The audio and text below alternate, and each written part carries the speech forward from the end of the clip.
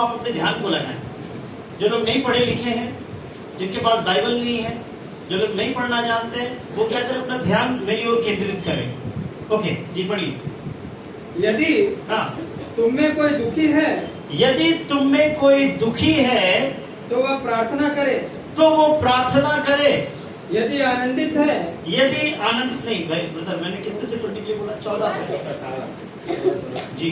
यदि हाँ, तुम में कोई रोगी है, यदि तुम में कोई रोगी है तो कलीसिया के प्राचीनों को बुलाए, तो कलीसिया के प्राचीनों को अपने घर में बुलाए, और वे प्रभु के नाम से, और वो प्रभु के नाम से उस पर तेल मलकर, उसके ऊपर अभिषेक का तेल डालकर उसके लिए प्रार्थना करे, उसके लिए प्रार्थना करेंगे।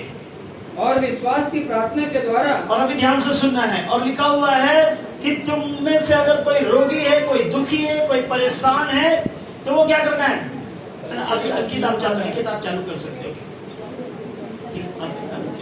तो अभी यहाँ पे लिखा हुआ है, यदि तुम में कोई रोगी है तो वो कलीसिया के प्राचीनों को बुलाए, और प्राचीनों को बुलाकर प्राचीन तुम्हारे घर आएंगे, और वो प्रभु के अभिषेक के तेल को तुम्हारे ऊपर डालेंगे, और तेल डालने के बाद वो क्या करेंगे, तुम पर हाथ रख के प्रार्थना करेंगे, और विश्वास की प्रार्थना। यहाँ पे लिखा हुआ, ध्यान से सुनिएगा, यहाँ पे लिखा हुआ है विश्वास की प्रार्थना के द्वारा रोगी बच जाएगा। Hallelujah, hallelujah. क्या लिखा हुआ, पढ़िएगा। और विश्वास की प्रार्थना के द्वारा, और विश्वास की प्रार्थना के द्वारा रोगी बच जाएगा, रोगी बच जाएगा, और प्रभु उसको उठाकर खड़ा करेगा। और प्रभु उसको उठाकर खड़ा करेगा। और यदि उसने पाप भी किए हो, यदि उसने कोई पाप भी किया है तो उनकी भी क्षमा हो जाएगी, तो उसकी भी क्षमा उसको मिल जाएगी। हाँ, इसीलिए तुम आपस में एक दूसरे के सामने, हाँ, अपने अपने पापों को मान लो। इसीलिए तुम आपस में एक दूसरे के सामने अपने पापों को मान लो। कई बार हम पाप छुपाते हैं, है ना, हम सोचते कोई नहीं जानता हमारे पाप के बारे में, है ना। मैं भी अगर कोई पाप छुप के करता हूँ तो प्रभु को पता होगा ना। आप भी जो भी कुछ छुप कर करते प्रभु को पता है। लेकिन बाइबल बताती है कि तुम अपने पापों को क्या करो, एक दूसरे के सामने मान लो, और एक दूसरे के लिए प्रार्थना करो, और एक दूसरे के लिए प्रार्थना करो कि वो पाप में न रहे, पाप में जीवन न बिताए, पाप की संगति न करने पाए। एक दूसरे की आत्मिक उन्नति के लिए प्रार्थना करो, जिससे चंगे हो जाओ, जिससे तुम चंगे हो जाओगे। हाँ, धर्मी जन की प्रार्थना के प्रभाव से। हाँ, अभी फिर से ध्यान दीजिएगा, वहाँ लिखा हुआ धर्मी जन की प्रार्थना के प्रभाव से बहुत कुछ हो सकता है, बहुत कुछ हो सकता है।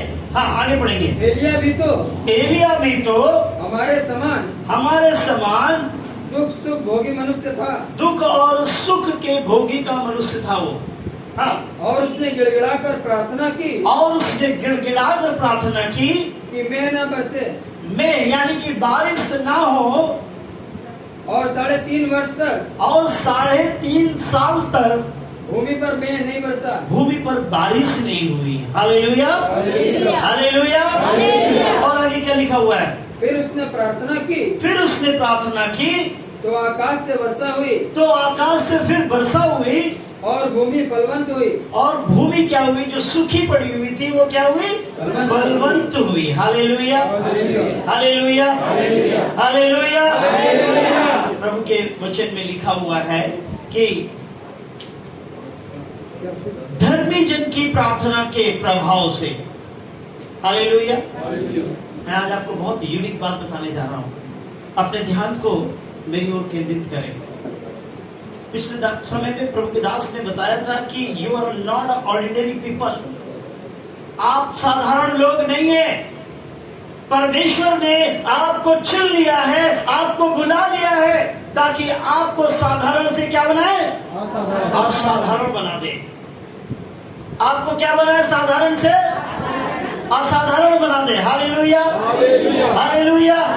और बाइबल बताती है कि धर्मी जन की प्रार्थना के प्रभाव से बहुत कुछ हो सकता है।